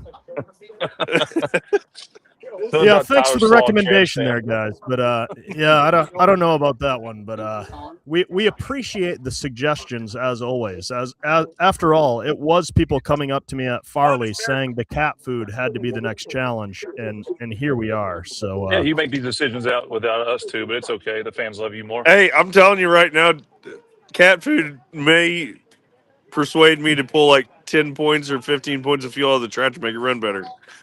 well, yeah, if you Well, no, think it's not Alex your problem. It's Laughlin Alex Laughlin's at this yeah, it's point. Alex Laughlin's problem. You now. have a free, you have a what is, a protective shield. Yeah. Yeah. Adam, is Alex going to drive it both days or just one day? I don't know that. We haven't figured that out. We've been honestly, Kenny was calling me about every day trying to figure something out, and I didn't have any answers for him. And I said, "Well, just make it happen," because I've never even thought about doing. I mean, I've thought about somebody driving the tractor, but it's actually a pretty simple process, as Chase would probably know. But I truly I had to call my mom and say, hey, what do you think? Because you know these aren't scooters. They're not your side by side. It's there's something if you drive them improperly, you could throw away a lot of money. And I said something, and iconically, you would think that Footloose would never be driven by anybody, but the blue tractor, that's always been mine, and that's my and the walk the line. You got to also remember we're trying to win a ring, right? And Yeah. that tractor's really been running better here lately. So I'm not I'm trying to not win a gonna. ring. Full transparency, guys. I'm not trying to win a ring. I just don't want to eat cat food. Yeah, same here. I mean, I think you're lying if you're not trying to win a ring. You're I'm just just saying. No, I am. Like, yeah, obviously, yeah. But like, if you say where my head is, I'm only thinking about that damn cat food. I ain't thinking about no Yeah. ring. Well, I think it all transpired down to the truck show when you get pulled outside, and I'm asking Tyler as he got pulled outside, Yeah. how'd Chase do? How Like, far to go? How far to go? yeah, How far to go? I don't give He a didn't fuck get it. about nothing else but, It is but the It is bet. true. That was iconic. Getting pulled out of Freedom Hall, and I see Adam out in the parking lot. How far did Chase go? And I just shout to Adam, I don't know, but he lost. And Adam goes, yeah. No, I did not. I totally underestimated the impact of the no practice podcast challenge. But yeah, I was broke in. I don't know what this has done. Like what the podcast curse is. We could all run like shit. I don't know, but like there is a level of on the podcast. We've talked about a lot of things and done a lot of things, and even the competition between the three of us. Like if you look at this year, I think all three of us have run about at times the best we've ever ran. I know. I Well, can't wait for us the to other part too, and I give you a lot of help, but we have not pulled together as a group, which I don't miss your all's competition because it makes it that much harder. But I miss you all being there. So we're finally coming together for one weekend this year. You've had a few good weekends, finishing second 2 times in a row. Me and Tyler have been going back and forth all year. Tyler's a PPL points champion. I've It's won some exciting. decent pulls. It's like it's as best as it can be. It's what It really it's what is. happened to the Bargies. They came on the podcast and the shit, and now they dominate. Right? Well, Chase and I were even talking the other night, and we're like, we don't even know who would be the betting odds favorite between the three of No. us. No. Because Right now, I feel like absolutely nobody. I feel better going into it that it's not like one of us three is just kind of a slouch and hasn't been running good. I feel like we're all kind of at the top of our game. So now when I suck and you guys beat me by a long shot, I won't have any excuses. Well, you say that, but I'm the one that's due that hasn't lost a bet yet. So it's like Cat food will bring out the best of a man. It really does. I love it. I love it. All right. Well, we're going to forego the logo tattoo there. But it's great suggestion. Keep the suggestions coming. Let's go to the next question here. Five-engine Bruce. Here we go again. Hashtag 5-engine Bruce 2027. That is all. Seems to be a bit of a reoccurring theme show after show. I don't think I'll ever escape that the prodding from individuals. So all right. Thank you for that. Next question. Adam talks about how he has his tractor set up and only makes small changes to it. Tire pressure, fuel, and hitch, I assume. Since all tracks are different lengths, I'm curious on how you don't have to change the gear accordingly. I'm pulling in a lot of lower levels where gearing is more crucial and a wider range to choose from than just one, like mini rods. Adam, what do you think of that? Well, I think the perfect testament to that was at Rockwell. I dictate a lot off, the tracks. This is why it's so important to me to ask, how long is the track? Because I think in a mini rod, it's very crucial to what kind of gear you're going to run. In a two-wheeler, you can change most of them, right? On the spot, I guess is what I'm getting at. Pro stocks, you can change on the spot, most of them. Not saying every class. Unlimited, you can't. But that's why you see kind of the stuff that you see with them. Like at Rockwell, I didn't think about it the first two tractors the way I drove because I've been driving like that the whole year. The third one I knew, like, I know I have to get after it if I'm going to be able to get enough tire speed in the middle of the track to go 370 feet. I've heard of the guys that have bought my tractor, my dad's tractors, and mine over the years. They change gears all the time, and when my dad was alive, we changed gears about every pass. Be honest with you, I'm tired of changing the gears. I'd rather change other things that are a lot easier to change than gears. So, well, Chase was so tired of changing gears, he got rid of his transmission. And it's not a bad idea. I'm looking more into that now that I've seen that it works, and he hasn't had any issues from it. So, that's always I don't want to be late to the party, but I'm obviously keeping an eye on what people are doing. Like, if you get to pull another 25, 30 pounds on the nose, it allows you to do things with the tractor, like how you drive it. And you don't have to worry about that, maybe the front end getting stupid on you. So, yeah, I mean, I guess finding that setup is very crucial. I'd like to say we've always ran about the same setup over all the years. We haven't really changed much from it. It just, we finally got all the equipment to where that setup's working for us at this point, but that can change at any point in time. Yeah, that's a fact for sure. So no bad tracks, just bad setups. Never forget it, fans. Never forget it. Never forget it. All right, great question. I think we've got one more before we move on from this. And it's just a picture that says the business news tractor pull tradition helps launch Wisconsin brewery. Wet Beaver Brewing Co. reaches 250 retail locations statewide. Okay. Well, no practice. We throw everything up here that you send in. And there you have it. We see somebody in an NTPA uniform posing with with presumably something from the Wet Beaver Brewing Co. Does anybody know anything about this? I sure don't. Sounds like they use a real marketing company for a name selection. Yeah. Okay. I thought You know? maybe that was a UD Motorsports spinoff for their. Yeah.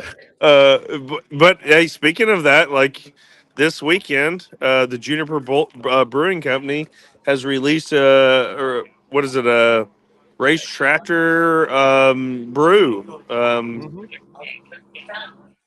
that they've been releasing. They're pretty Sold proud out, I of. heard. They act like it tastes just like Busch Light. So all you Busch Light fans out there, maybe look into the Juniper Brewing Company special National Tractor Pulling Championships of Bowling Green, Ohio. They have their own special beer. Absolutely. Man. Chase, you doing all right there? For Yeah. for those who don't know, the piss man just freaking spilled his beer on me. what a guy. At Oh, the man. beginning of the show, before we He's a pretty started, big boy. we I went better live. quiet down. Before we started and went live, Chase was talking to me much like we are now, and Chase actually flipped backwards out of his chair, and all I saw were his 2 feet going upward because he Yeah. thought it was a reclining chair. That's and, not true, fans. Don't believe anything he says. Yeah, he Look, did. he's not believe happy me. about this. All right, Chase, I believe we trying have to find somebody our to bring guests. on for the tail end. Yep. There's quite a bit of commotion there as things are getting lively. Well, in the sunsets in Bowling Green. I'm looking across the oh, here we go. Here we go. I see this. Yeah, we can't hear you at all, Chase. I staying over here because I didn't want our phones to I echo I really got mad at that comment. I had to go take a break, but I did get our guest while I was there. So what I have, I have with me, friend, my only friend I know from Germany. I don't. Is it Jan or Jan or Han or Low? Jan Low. Jan Low. Jan Low. JAN-LO. You can find him on social media, but more importantly, he's been Tyler's friend, I think, since last Wednesday. In terms of you spent a lot of time with Tyler, right? Yeah. Last Wednesday was the day when I traveled over to Michigan, and his girlfriend Courtney picked me up at the airport because my rental car was the last stop, and yeah. So for anybody that doesn't know, this guy, if you want to keep in touch with what's going on in Europe with tractor pulling, this guy has it all. He's got all the pictures and videos. This guy is he's like a the way connect better, to your. He's like a way better version of Jason Schultz.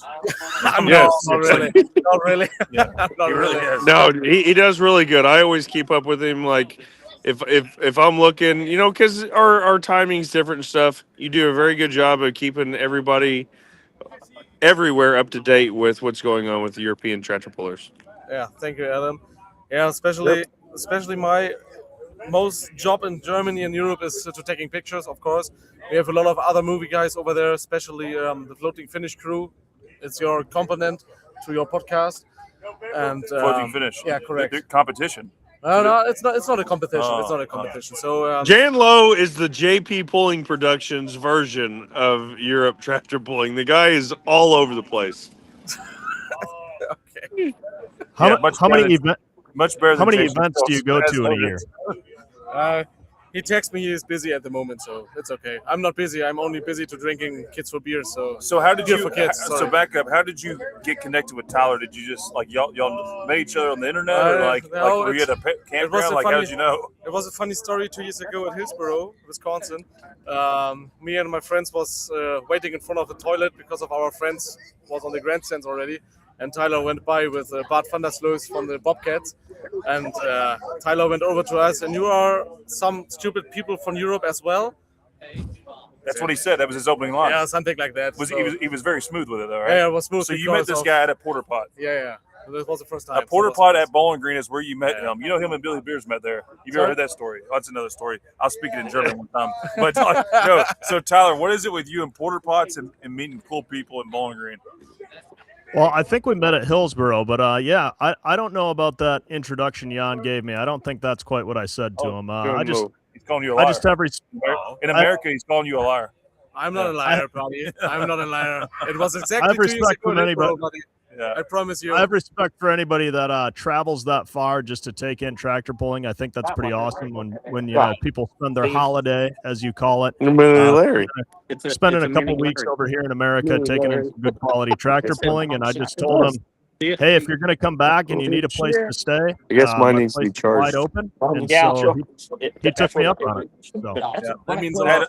Adam, go mute if you can. Jan, are you? Can you tell for our fans? I think we've had the Bobcat or the Bobcat team on here. What 2 or 3 things that's the biggest difference between the big European pulls versus here? Like just the big, like if you had like a couple of key points. Yeah, it's hard to say. We have in Germany Frichthof. This is the biggest pull in Germany, but of course in Europe it is Power Week and Made. And the different Made have 3 days, 3 tracks. Over here in Bowling Green we have 5 sessions with over 390 competitors. But the most difference between America and Europe is a little bit with the rules for the tractors. The rules? Yeah. What? All right, from the fans, like, are fans crazy there like they are here? Okay. In a good way. I mean that in a good way, fans. It's crazy good. It's a little bit different because in Europe we have the music, we have the announcers who take over the vibe from the music to the fans, and the fans swipe over again to the announcers. So it's one big party all day long. Yeah, 3 days. Do the competitors stay up till the sun comes up like Adam does in Europe? So what do you exactly mean? Sorry, my English is not the best. So as a competitor, Adam stays up all night and watches the sun come up after a run.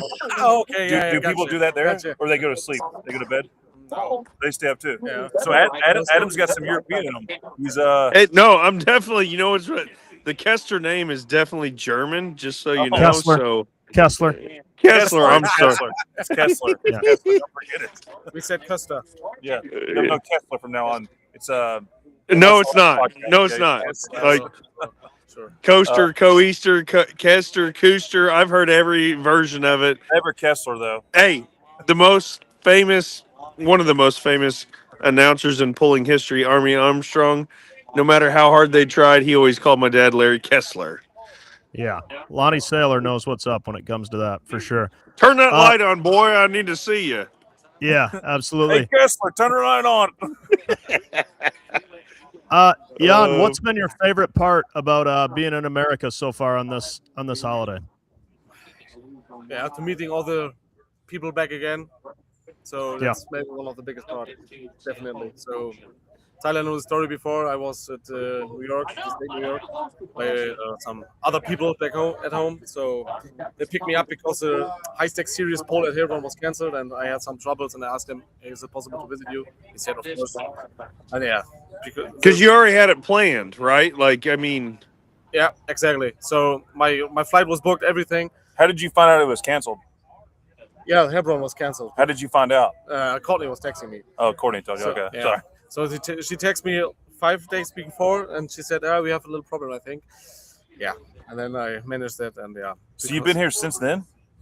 I'm here like all of yesterday. August. Yeah. No, in the United States. You've been in the United States since... for now 2 weeks already. Yeah, so, wow. So it's a long time. You've seen some shit. I did. Good shit. What's, like, so...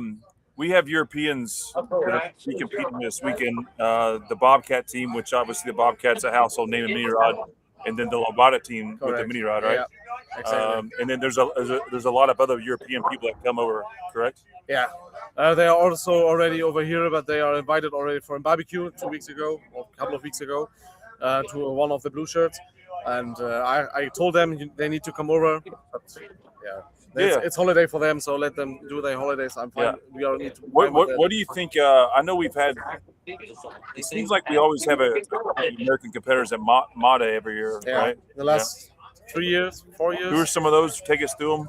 I think the next invitation needs to be the UD Motorsports, and Chase needs to bring a mod and a mini, and even a light mod. All 3 vehicles need to go. Ooh. I think it would be better in Europe to have the heavy mod over there, because to see how maybe not the difference is, but how much is the difference between the rules. Have you Adam or Tyler? Have you all been to Europe? I think Bruce pulled in Europe, right? Yeah, Bruce did. Yeah. Back in 2009. I saw the poster in his workshop yesterday. Yeah. Yep. Absolutely. He's still got What- it hanging up from 2009. This past year was Cody Singletary there, right? Yeah, it's a brand new line mod. And our most famous guest of all time. Russell Hildebrand. Yes, sir. He was. Yeah. Oh wow. Russell and Deb, yeah, absolutely. Yeah. But- What did you think of that guy? Sorry? Did you like him? Russell is a great guy. How do the Europeans love him? Absolutely. Absolutely. Because he looks like this, so it doesn't matter what happened. He's so he's America. Yeah, He's really. America. He's He's really old American. Yeah, but he's it's America. Really amazing. I met him on Friday afternoon in his big tent at Marte, and we had a very nice talk. He made a good impression of America over there for all of us. Of course. Yeah, Also, okay, good. but please don't forget Nutcase as well this year. No, he's a nutcase. Nutcase also the other No. postdoc. Oh, So I'm sorry. I thought you said he's a so nutcase. I'm sorry. Easy. We had two guests. I in thought you Europe said this Russell year. is a nutcase. Yes, the fans love him. He's a nutcase. So you had a pro stock called Nutcase. Got it. Sorry. So we don't forget these Yeah. guys. So Nutcase. that was a very nice experience for them. Yeah. Was there a diesel full drive there too? Yeah, there I was believe one. so. There was 1 week. Jaden Littman. Power pull. That's Yeah. Jaden Littman. Yeah, Littman. Yeah. And well, I wasn't there. We had a smaller farm stock pull in my town. So, but yeah, they made also a very nice show. What I saw on Facebook and YouTube. So Yeah, it'd be awesome. You guys don't have diesel 4-wheel drive trucks over there, do you? no, sadly no. But we saw them at Hillsborough last weekend. What the hell? What an impressive class it is. Do you think eventually they'll make their way over there and that will be a new class? I don't think so because diesel's hard over there. I heard not hard, it's not hard, but the parts. There's not parts available.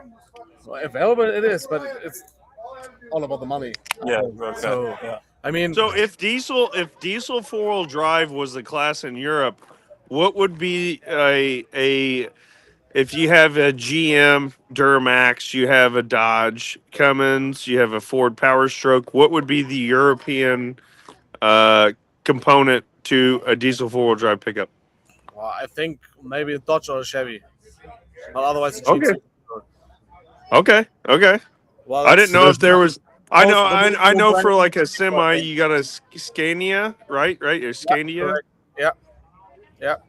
Scania, Volvo. Yeah, that's the biggest brands we have already over there. Got you. I got you. I didn't know if there was a pickup truck that would compete. Maybe some With- Mercedes, but they are already looking like a washer for laundry, so Yeah. it's not anymore very funny to watch anymore. Yeah. It's a good way to put it. Yeah, absolutely. So What are Awesome. you looking forward to most this week? When you've been to Bowling Green before, like what's your favorite thing at Bowling Green?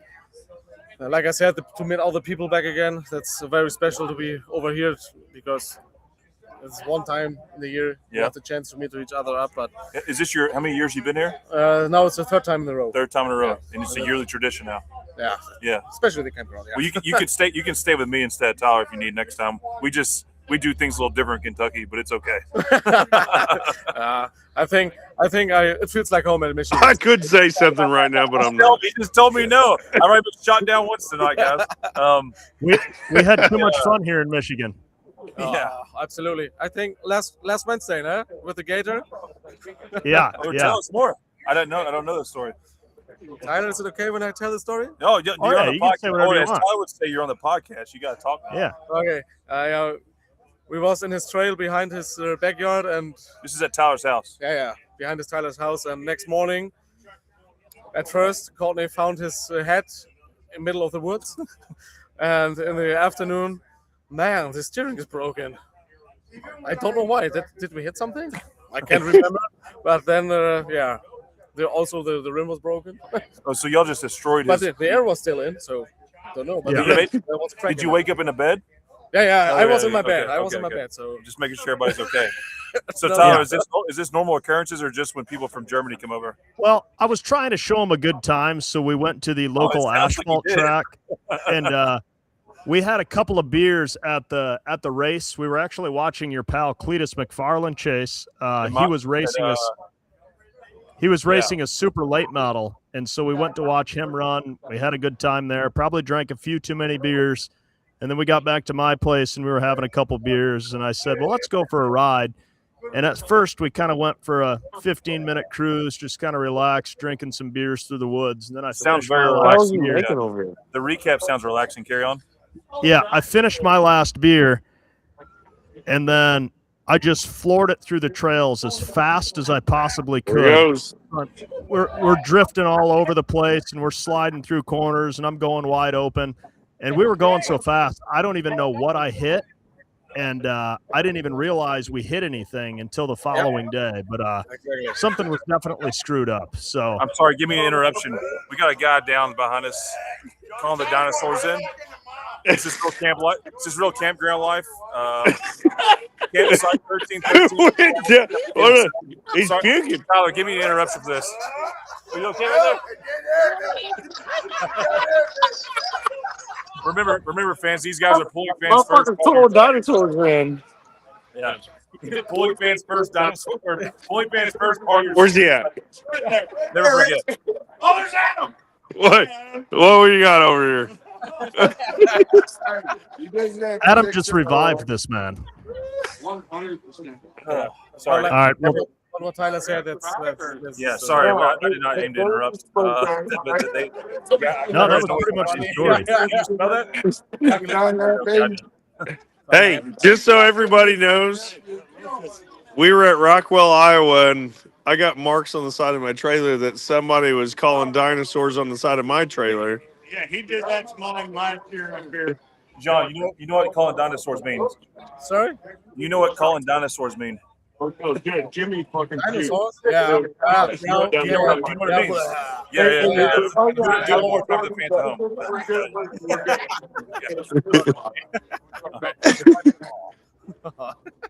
home. All right, so Jan, back to the things that matter. Your favorite class in pulling? Sorry to every mod driver, also to the minis, but it's pro stock. Pro stock. Oh wow, you're one of them guys. I love it. Brats. Look pretty good. Pro stocks. How are you? Stocks and minis. That's my top three. So we're number one without smoke. Okay, all right. It doesn't need to smoke, but the pro stocks are pro stocks. It doesn't matter what. What do you like about the pro stocks? No, also yes, but I like the power behind the power. I mean, it's a single turbocharged tractor. The rules are a little bit different to Europe. What's the biggest difference in the rules between the two organizations? Cubic inch, a turbocharger size. That's the main thing, and also the weight. You have 10,000 pounds, and we are only allowed to ride with 7,000. Smaller turbo in Europe? Sorry? Smaller turbo in Europe?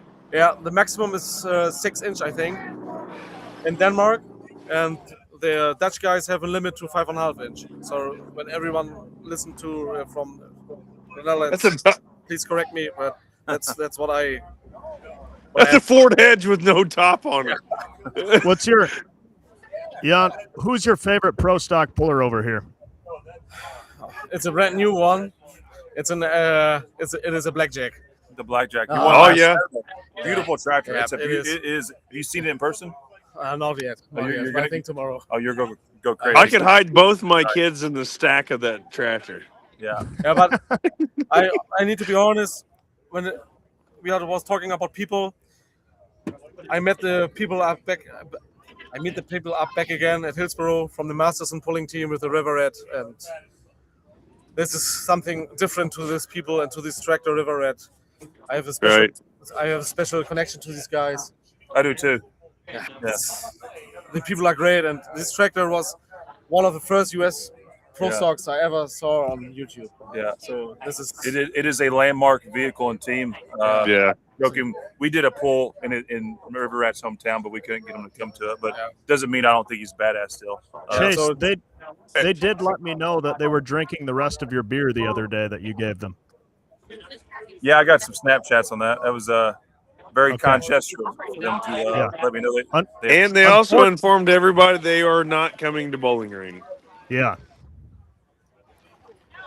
Yep.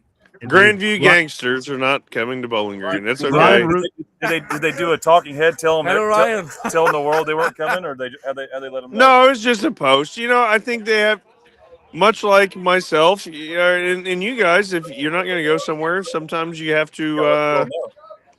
They're an iconic pro stock team. There's no doubt about it. I mean, like teams in all of Poland. Yeah, I mean, there's no doubt that is a very high-end pro stock team, and I'm sure they get wore out about it. They put a post out saying they're not coming to Bowling Green, Never buy them which beer to come to your event because it doesn't work well. right. It backfired. We got to touch on. I think there's there. some things. I think there's some underlying things that maybe should be addressed. Not against organizations or people. I think there's some things that, if really scrutinized upon, they may not be allowed to pull, even if they did show up. So, probably best for them. They just put out a statement saying they're not going. So what hang on, back up again. You said they weren't going to be allowed to pull. I think there's some things in the rules that. Yeah, no, I dealt with this. That they were approved to come to the poll. Were they? I didn't know if they were or were not. No, because that was something that was questioned upon. That was questionable. Something that I researched too, because I don't know a damn thing about anything with smoke. But I'll be damned if those guys couldn't come to that poll for a rule. But I didn't know if that was true or not. That's why I said there may or may not be something that has to do with that. And if they're approved, they must be busy. Hey, Indiana's getting pretty close to start harvesting right now. Things are looking pretty good in some areas for crops and stuff. I'm sure they're getting close to getting ramped up for farming. Jan, tell us what you see. What do you see, Jan? Excuse me. I don't think we want to go there. This is a family show, right? When we are in the indoor pool, you have a pipe for the outside. They cross the pipes. That's what I saw. It's too late. All right. You asking for it? That's my answer. All right, last two questions, John, and this is starting to hit. Yeah, this is getting a little too hectic. He's on the phone with his mom. In Europe, ever eat cat food for losing a poll? Hey, you need your wife. No. Hey, do people in Europe eat cat food when they don't win? Do you mean they are mad when they didn't win? Spicy? No, like as a competitor, if they do not win, failure to win or lose to people, they eat cat food. Oh no. Yeah, okay, just making sure. This is uncharted territory. So we have a bet tomorrow for cat food, and the weekend worst of us three has to eat cat food in front of the fans. You mean yeah. Now I know what you mean. You think we're nuts, right? No. It sounds a little bit stupid, but it's okay. It's very stupid. But Tyler makes all these rules without our approval. So we're in this. Tyler, I cross my fingers for you that you won't be loose. So. All right, so last question. Who are you picking to eat the cat food out of Adam, me, and Tyler? Any predictions? Early predictions? I mean, he's a lucky guy with a belt buckle. He need to eat it. You got the German cat food coming, motherfucker. Oh shit! I'm pretty sure Tyler's gonna put some fentanyl in there or something. Yeah. I hope you will get the win for the ring and the unlimited. That's why I'm looking. I do too. I hope for it. It's gonna be. I love it. The unlimited class is gonna be really tough. I all these classes are. It would be funny. You have the ring in the unlimited. Tyler got the ring in the mini modified. And he eats the cat food. Right, and you are sitting there with the ring on your hands. Yeah, you know what? Kiss the ring. Yeah. That's the way it works. No, I don't know if that's going to happen, Jan, but appreciate your. All right, guys. Crazy. Yeah, thank you guys for involving me to the. Jan, before we go, can you tell everybody how to say "hilo" in German? Hilo. Yeah. So, yeah. Remember? Gabelstapler. Hilo. Gabelstapler. Yeah. That was my favorite bit of German I learned this week. Yeah, I was asking his girlfriend, Courtney, how you call it in English? You mean the hilo? Yeah, correct. Yeah, what do you say it in German? Yeah, Gabelstapler. Gabelstapler. Gabelstapler. Exactly. See, we always have a thing that they say. What do you call a woman's brassiere in German? A bra? Holds them from flopping. Okay. You need to tell me that after the podcast Yes, again. yeah, Otherwise, I don't understand it. Yeah. All right. This show's getting off the rails, boys. What do you think? Should we wrap it? When can we expect to see you, my friend? Yeah, tomorrow night. Tomorrow evening. Tomorrow evening. All right. And then, obviously, if you can be here, biggest pool in the world. If not, you can watch it. It's going to be memorable. Full pool live. We have record numbers of competitors, but beyond that, we have the No Practice Podcast Cat Food Challenge. We need a review. Hang on to confirm. It sounds so stupid. Yeah. Cat Food Challenge. Cat Food Challenge. There's 52 mini rods. Yeah. All right, I'm going to go Tyler, through the list. you are number 26 tomorrow. 14. On Friday. Tyler's 26. And Bruce is 15 or 16. Not with that one, though. Not with that one. Okay. Which one's Alex again? Yeah. Alex says, the kitty food. Adam. Fiskies. All right. Fully loaded. Tyler is 26. Adam's 34. 40. I'm 44. I'm 40. There's 14, 34, and 44. Which tractor's what? All right, gentlemen. And then on Saturday, I'm last hook. Ooh. Saturday, Footloose is 14th. That's not a bad. Bruce is 11th. And Tyler is 11th. So it's 1st. Yeah, it is. All right, gentlemen. Well, I'm looking forward to it. Very nice Right. experience. I think Chase is having some computer The problems. English one my best. There we No, go. you keep us connected with European pulling. I try my best. I will do my best. Very In the good. future also. Cheers. No Tyler, beers. cheers. Tyler, cheers. See you tomorrow. We'll see you tomorrow. Safe travels. Make sure you bring your precious cargo cat food along. And fans this weekend, I seriously, Adam, I know he has me. Tyler, stop by our pit, say hello. We do this for you all, and it's awesome I to see can promise all of these guys are very kind. So yeah, despite what we do on here, right? Yeah, exactly. Cool. Thanks, guys. Thanks, buddy. See you all this weekend. That's a wrap. Bye-bye. We hope you enjoyed this episode of the No Practice Podcast. Have a good one. Bye. Stay tuned for the next episode, where we guarantee there still won't